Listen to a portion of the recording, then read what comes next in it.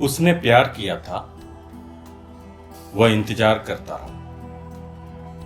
25 साल बाद खून की घंटी बजी। इंतजार तो खत्म हो गया, दोनों मिले भी, लेकिन क्या प्यार की कहानी पूरी हुई?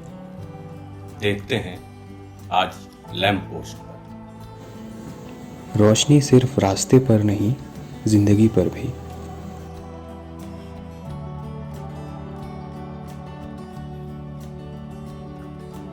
पच्चीस साल का इंतजार कम नहीं होता, लेकिन प्यार तो सदियों का इंतजार कर सकता है। तो आज प्यार में इंतजार की एक कहानी,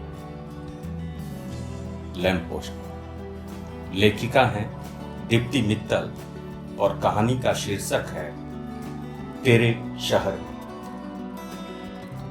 एक बड़े होटल के डाइनिंग हॉल में बैठकर मैं उसका इंतजार कर रहा हूं। प्रेम में लोग अक्सर इंतजार में होते हैं, मैं भी था।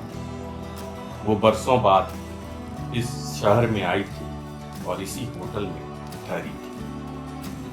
मैं यह भी जानता था कि इस मुलाकात के बाद मुझे फिर इंतजार ओढ़कर बैठ जाना होगा, मगर मुझे इससे कोई शिकायत नहीं थी। मेरा प्रेम में होना काफी था, जो मेरी सांसों को ईंधन देता था।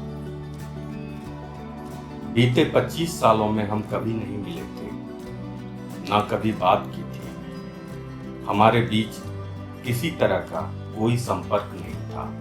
फिर भी कल जब उसका फोन आया तो मुझे आश्चर्य नहीं हुआ। मैं जानता था फोन कभी भी आ सकता है, क्योंकि इतने बरस ना जाने कितनी लड़ाइयां लड़कर मैंने उस आउटडेटेड लैंडलाइन फोन नंबर की रक्षा की थी। मैं जानता था कि वो नंबर नहीं, एक पुल है हमारे और उसके बीच। एक सिरे पर मैं और एक सिरे पर हुआ। रोज मेरे सपनों में वो उसी पुल पर चलकर मुझ तक पहुंचा करती थी। पुल के अपने अपने सिरे पर बैठ हम रात के अंतिम पहर तक जी भर कर बतियाते।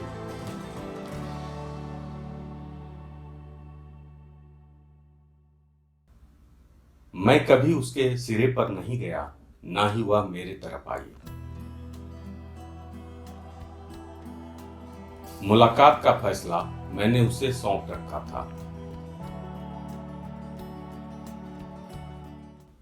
अब उसके कदमों की आहट मुझ तक पहुंचने लगी। वो हॉल में दाखिल हो चुकी है, या मैं बिना देखे ही जान गया। उसने उसी ब्रांड का परफ्यूम लगा रखा था जो मैंने कभी उसके जन्मदिन पर तोहफे में दिया था। उसने परफ्यूम का ब्रांड अभी तक नहीं बदला था, ना ही माथे की चांदनुमा काली बिंदी को जिस पर लाल गोला सजा करता था।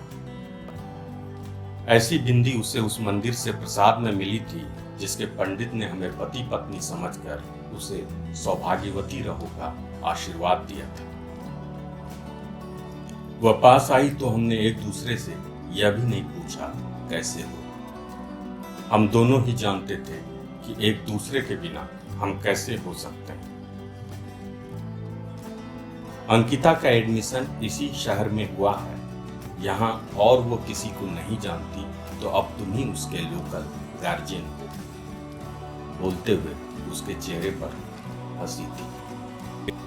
मैंने नहीं पूछा कौन अंकिता। मैं जानता था वो अपनी बेटी की बात कर रही है।